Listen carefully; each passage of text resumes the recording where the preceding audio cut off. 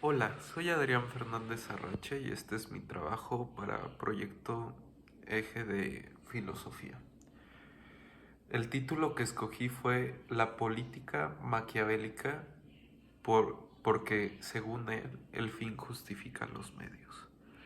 Escogí este tema porque desde el inicio que se empezó a hablar de la filosofía se llegó a comentar un poco acerca de este personaje. Muy poco, o sea, solo se llegó a mencionar y me entró curiosidad y por eso quise investigarlo. Y porque de dónde surge esta visión como de Maquiavelo es maquiavélico, es malo, es una mala persona y por eso quise hacer esta investigación. Nicolás Maquiavelo es un italiano que nació en Florencia el 3 de mayo de 1469 y murió el 21 de junio de 1527. Como tenía que ser, obviamente era una persona noble. Su padre era un abogado de alto cargo. Si bien no tenían la más grande la... Hola, soy Adrián y este es mi proyecto. Lo que yo escogí fue la política maquiavélica. El fin justifica los medios, según él. Maquiavel... Hola, soy Adrián Fernández Arrache y esta es mi actividad eje para el proyecto de filosofía. Escogí la política maquiavélica, el fin justifica los medios. Ese es mi título. Escogí este tema porque se me hace un personaje muy curioso por el tabú que hay de que es una mala persona o de que ahí viene la palabra maquiavélico. Por lo que de aquí voy a expresarme. Nicolás Maquiavelo nació en Florencia el 3 de mayo de 1469 y murió en 1527, lo clásico. Obviamente era hijo de un político bastante importante, el cual era una especie de abogado. La verdad es que no tenían la gran cantidad de dinero porque su papá se endeudó mucho, pero después su hijo pues obviamente estudió con gran educación y después de ahí siguió con cargos políticos como su padre y es considerado el padre de la política y la ciencia, sí, la ciencia política moderna.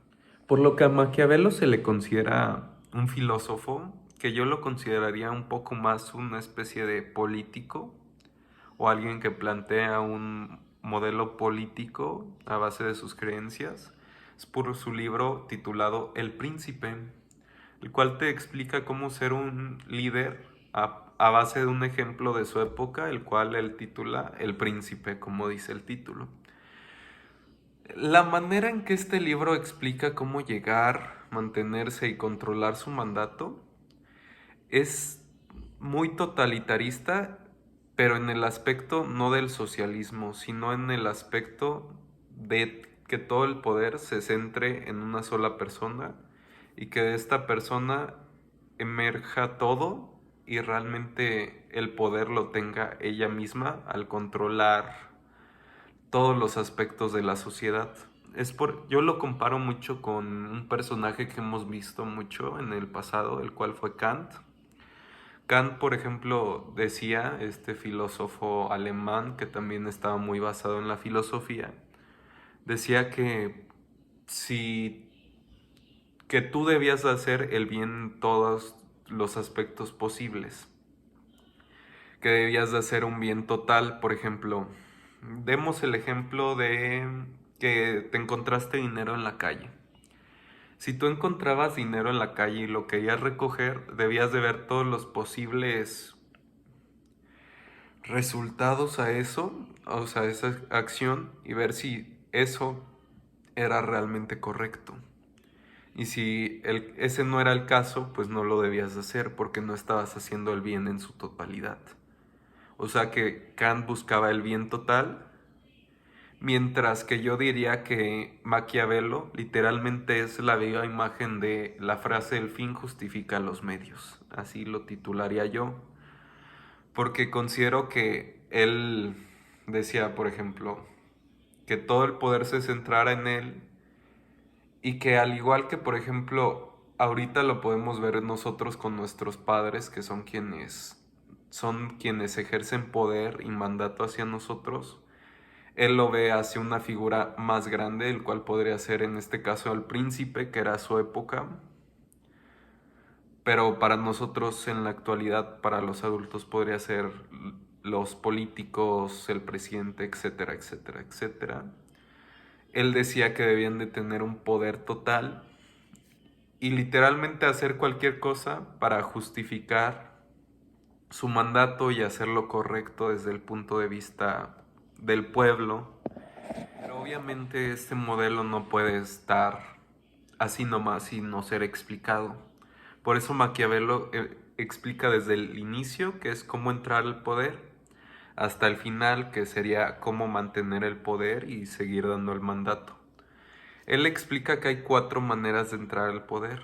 La primera que él explica es la que es por la paz. Por ejemplo, tu papá es el rey y tú, al ser su heredero, pasas a ser el nuevo rey cuando él se retira. Lo que él recomienda en este caso es que, aparte de que tú ya hayas tenido que tener algo de fama por ser, en este caso del ejemplo, el príncipe, tienes que aceptar que no puedes hacer grandes cambios, porque él mismo explica que el pueblo tiene miedo al cambio, ya sea bueno o malo. Dice que de ambos hay problema.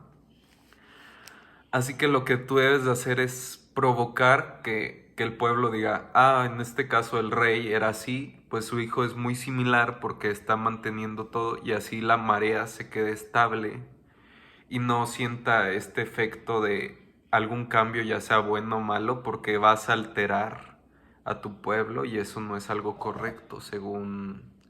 Y justamente en este preciso ejemplo es donde podemos ver, por ejemplo, una de las grandes frases de él, que literalmente es muy maquiavélica, que es más fácil satisfacer a aquellos que no desean sufrir, dando el ejemplo de que simplemente mantengamos todo en calma y no busquemos cómo alterar al pueblo para que no haya un cambio que provoque alguna rebelión o que vean algún efecto contradictorio o malo hacia tu persona por haber sido el nuevo mandado, el nuevo rey. La segunda manera de entrar al poder, según Maquiavelo, es volverte un líder de la noche a la mañana. Por ejemplo, eres el sobrino del sobrino del sobrino del actual rey y el rey acaba de fallecer y no tiene ningún familiar, pero tú eres totalmente desconocido. Esto para Maquiavelo es muy poderoso, muy peligroso, mejor dicho, ya que es correcto que el pueblo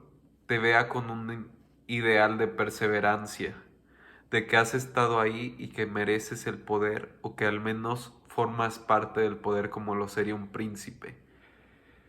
Por lo que es algo muy intangible y que deberías de como cambiar tu visión que tiene el pueblo hacia ti, para que no te contradigan por el aspecto de que tú eres alguien que nunca ha entrado en esos ámbitos o rubros y que no te critiquen por ello. La tercera manera de entrar al poder es que sustituyes al antagonista. Esto yo lo veo, por ejemplo, digamos que tú eres A y tu antagonista es B.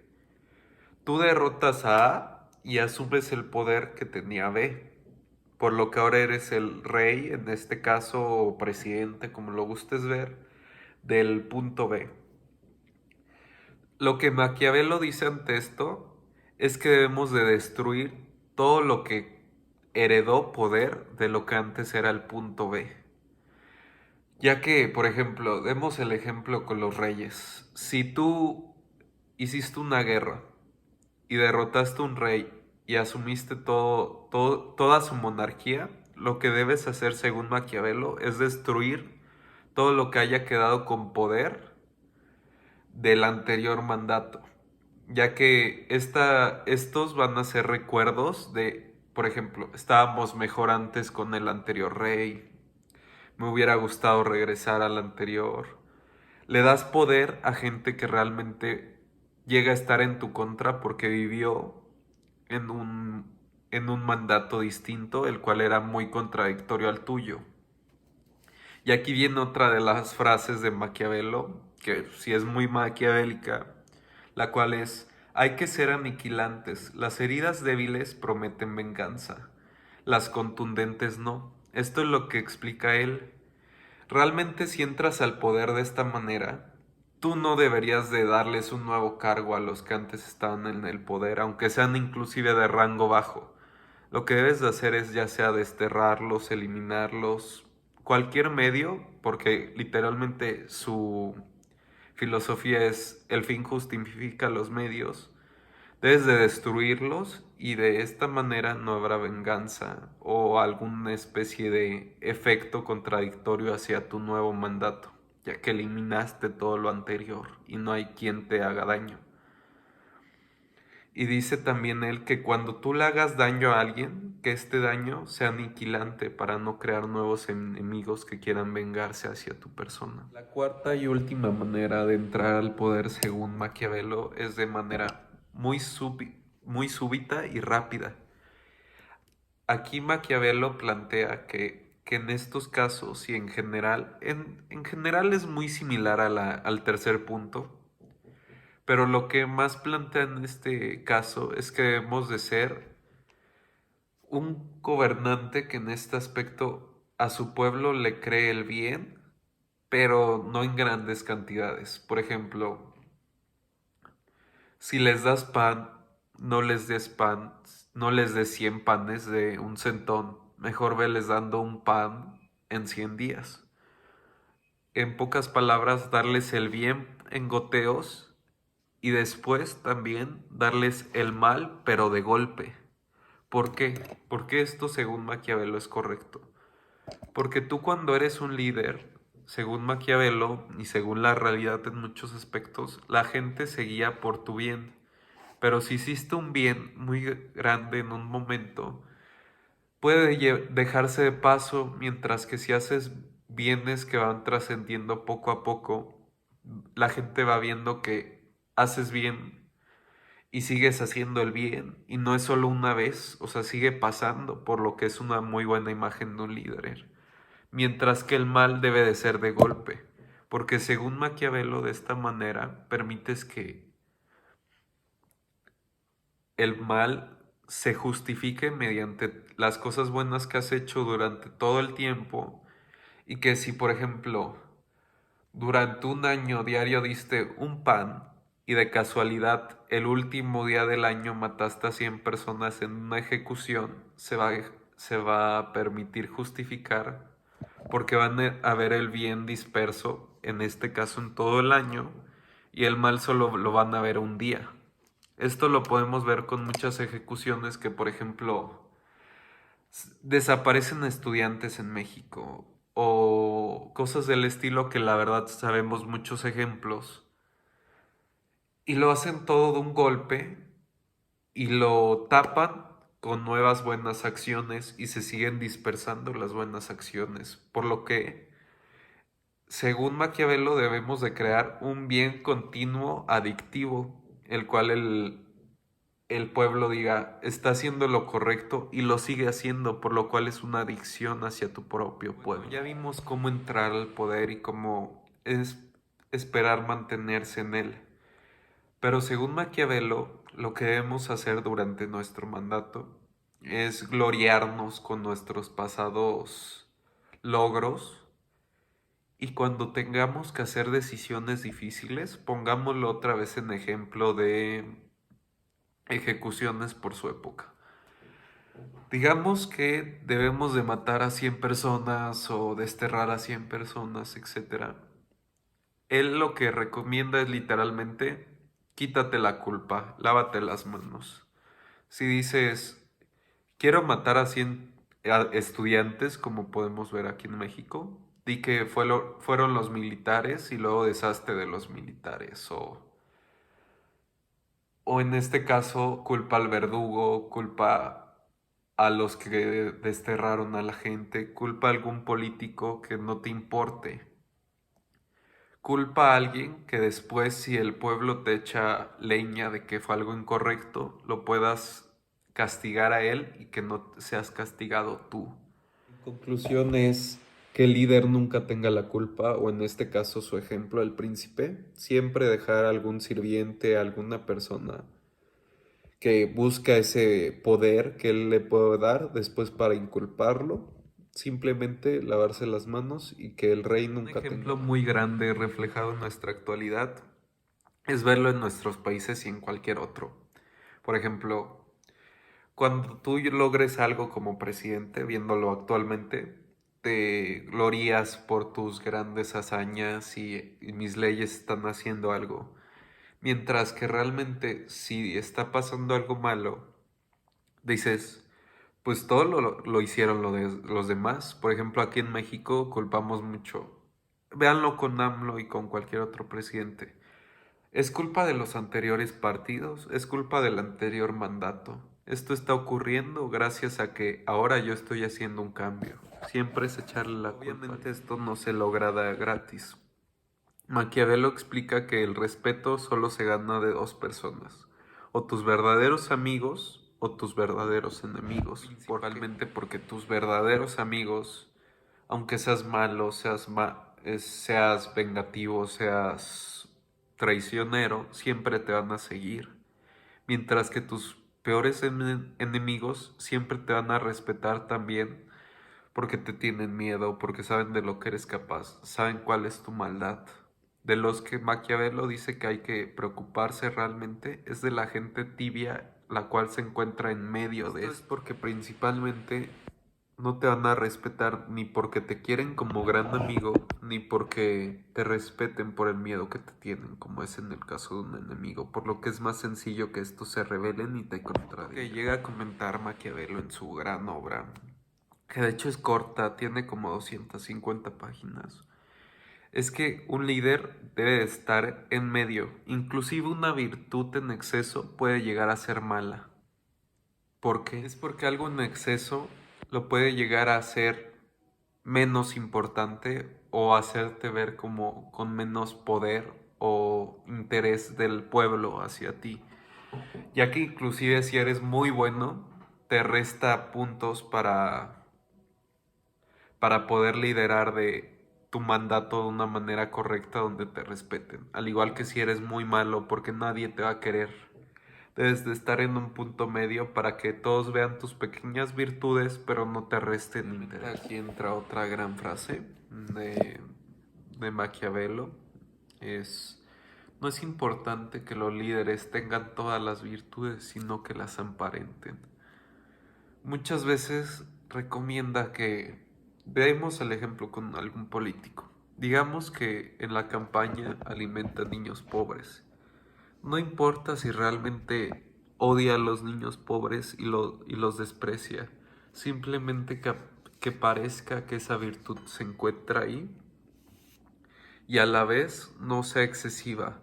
Porque, por ejemplo, si este presidente llega al poder y se la pasa con eso de paz y amor, si llega una guerra, después van a decir nuestro líder es débil, no podemos empatizar con él porque no somos perfectos.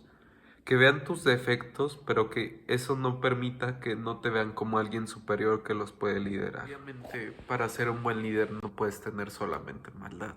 También Maquiavelo tenía varios puntos que mucha gente podría considerar buenos. Lo que yo destaqué como bueno podría ser que damos el ejemplo de una de sus frases que dice: no te debes de desviar del bien al menos que sea necesario, ya que el bien te pone en alta estima, mientras que el mal mancha tu imagen. Por lo que dentro de lo que cabe, buscaba cómo hacer este mal necesario para continuar con su mandato y mantener a su pueblo bajo sus pies. Otro punto que yo considero que sí es medio correcto, obviamente en una escala no tan enfermiza, podría ser que él explica que un rey, o en este caso un presidente o lo que sea, no debe de dar solamente el bien, porque la gente tiende a normalizar todo, en especial lo que consta del bien. Por ejemplo, demos el ejemplo con las empresas. Si una empresa diariamente te dice, te voy a subir el salario diario, el problema con esto es que va a llegar un punto en que no es viable o que sencillamente ya no lo quieres hacer y la gente va a decir, oye, pero si tú ya me acostumbraste a subirme el sueldo diariamente, ¿por qué lo dejas de hacer? te van a empezar a pedir cosas que tal vez no puedes mantener.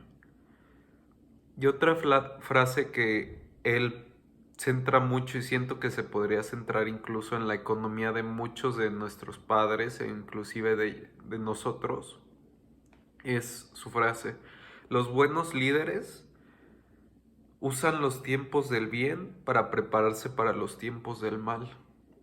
Lo que él explica es de una manera, para mí esto fue lo que más me gustó de la lectura, o sí, de mi lectura y búsqueda, es que él explica esto mediante una diosa nórdica, la cual es la diosa de la fortuna. Él hace mucho énfasis en ella porque la describe como una mujer, la describe como algo que debes de mantener de tu lado. Ya que él no ve, por ejemplo, vamos a poner otra vez el ejemplo de Freud, el, el filósofo alemán de la política, que es muy reconocido. En su caso, él llegaba a una visión de todos ya hacían el bien porque era algo que se debía de hacer, mientras que aquí él estipula que nunca va a pasar así, que la vida es como una ruleta, por así decirlo.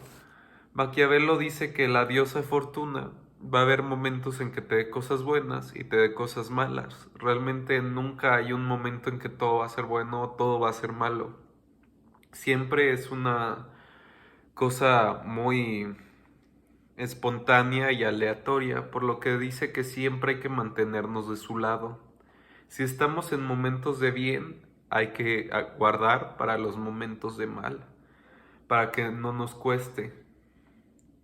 Esto es muy interesante porque es una manera muy cierta de ver la escasez de nuestras actualidades o los modelos políticos que muchas veces cuando están muy bien gastan todo y realmente cuando están mal se desbordan o caen. Y esta es una manera muy clara, por medio de una romantización a la fortuna, de ver cómo debemos de guardar nuestro dinero en este caso o la riqueza en general. Riqueza ya sea económica o de cualquier otro tipo. Otra cosa que destaca mucho y que considero que es cierto es que cuando llegas al principado, lo que más te debes de quedar es con lo que dicen los que están debajo de ti, ya que los que están debajo de ti son los que más te van a llegar a criticar y los que realmente van a dar la imagen al pueblo de lo que está pasando. Otra cosa que siento que puede llegar a ser correcta, obviamente en una escala saludable, es que un líder, según él cita, un líder no escucha a mucha gente, escucha a poca y lo hace de manera humilde y atenta, ya que él explica que no se le puede dar gusto a todas las personas. Realmente si tú eres un rey que intenta darles gusto a todos los súbditos que tienes, nunca vas a lograrles dar todo el gusto, mientras que si les das el gusto a ciertas personas importantes y que realmente importan en la sociedad, estas te defenderán y a la vez podrán abogar por ti en futuros problemas y a la vez pueden dar soluciones si es que eran buenos líderes los que escogiste debajo de ti. Esto podría ser, por ejemplo, en la actualidad con senadores, con políticos de cargos menores, darles la atención que requieren para que después te apoyen, pero que a la vez sean buenos para ti. Pero obviamente tenemos que recurrir a su gran enfermizo, su gran momento enfermizo, y también dice, aunque suene feo, en esto no estoy tan de acuerdo, pero dice que nunca empoderes demasiado a los que están debajo de ti. Es muy cierto porque él explica que darles poder a las personas es algo bueno, porque muchas veces dice que si tú lo plantea con el ejemplo de las armas en su época.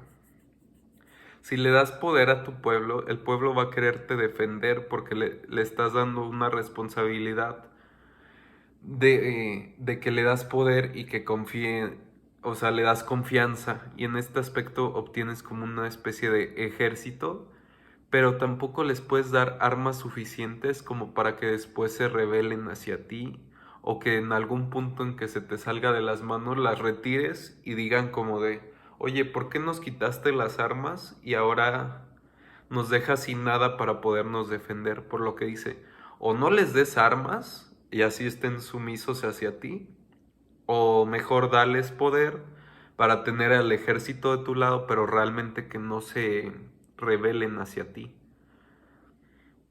Y otra cosa muy cínica que dice, desde mi punto de vista y hasta en cierto modo muy mala, es que la lealtad es que te den poder, que para que tu... Perdón.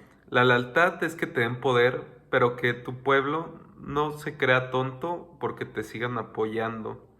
Esto suena raro, pero es, por ejemplo, cuando una persona escoge un partido político, se guía mucho en ella y después ve que ese partido político está haciendo algo malo, pero como no quiere hacerse el tonto de que escogió mal o que se informó mal de ese partido, prefiere seguirlo defendiendo para no hacerse el tonto.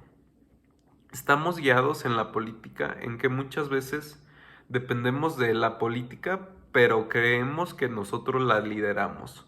Por lo que muchas veces es muy común que inclusive entre nuestras familias es, tu tío Pepe le va al PAN y es porque él está seguro que siempre van a hacer lo correcto y cuando hacen lo incorrecto, él lo sigue defendiendo. Esto lo veo también mucho como con las empresas que después despiden injustificadamente a una persona que trabajó ahí 50 años y no les da indemnización y después él dice que fue por culpa de que él no ahorró suficiente o cosas del estilo.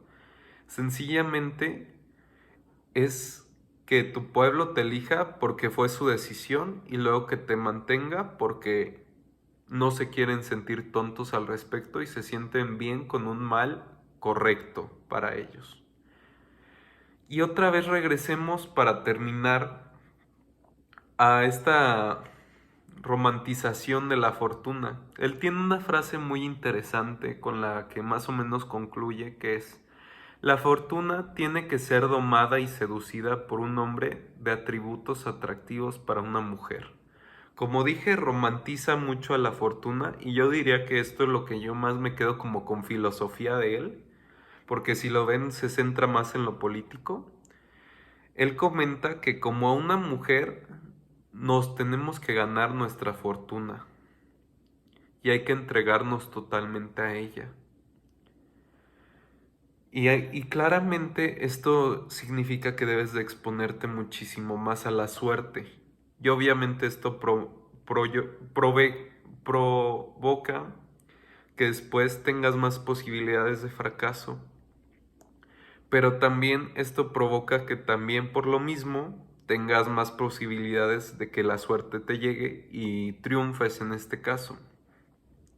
Por lo que él describe que realmente el triunfo en un mandato es ser adaptables para siempre estar apegados a la suerte, ser precavidos, mantener tu mandato y todo lo que tú puedas, el conocimiento y lo que tú puedas hacer, es algo que debes de mantener y ser adaptable ante lo que la vida te va promoviendo, bueno, proveyendo, mejor dicho, pero también debes de aceptar que muchas veces depende de la suerte, según él, ya que la fortuna, según él, es algo a lo que te expones naturalmente para llegar al éxito. Por lo que sí es una visión muy extraña de cómo lo ve él, porque al igual que en la época de romantizar todo en la antigua Italia, porque él es italiano, él lo ve como la mujer en este aspecto de tener que ganarse a su suerte. Y esto lo quiero dejar de conclusión. Realmente este libro que yo sé que la mayoría de la información que dejé en este video se ve como información incorrecta o que incluso debería ser hipócrita como un mandato. Pero realmente eso dejó de pasar. Por ejemplo, demos el ejemplo de Nike. Lo que Maquiavelo diría acerca de Nike es que no importa que Nike ponga a niños en Turquía a trabajar, porque tenemos que calzar de una manera cómoda y de calidad. ¿Realmente eso no es maquiavélico? Lamentablemente eso está ocurriendo mucho en nuestra actualidad. y es algo que sigue pasando en modelos políticos, inclusive sociales, lo podemos ver en cualquiera de los aspectos. Y aunque suene feo, es una muy fácil forma de gobernar y por lo mismo ha sido posible durante tantas generaciones. Este libro es viejísimo. Por lo que lo que me quedo de introspección es que hay que descubrir y estudiar lo que se nos está planteando en nuestra actividad, en nuestra actualidad, para ver lo que nos gusta y no nos gusta, para que no caigamos en los puntos que consideramos incorrectos, porque es muy sencillo decir que esta lectura está mal, o que tiene muchos puntos incorrectos. Pero realmente, si esto no lo pasamos a nuestra realidad, simplemente lo estamos siguiendo y criticando como corderos. Esto sería todo. Muchas gracias por su atención. Bonita noche. Gracias, Dan.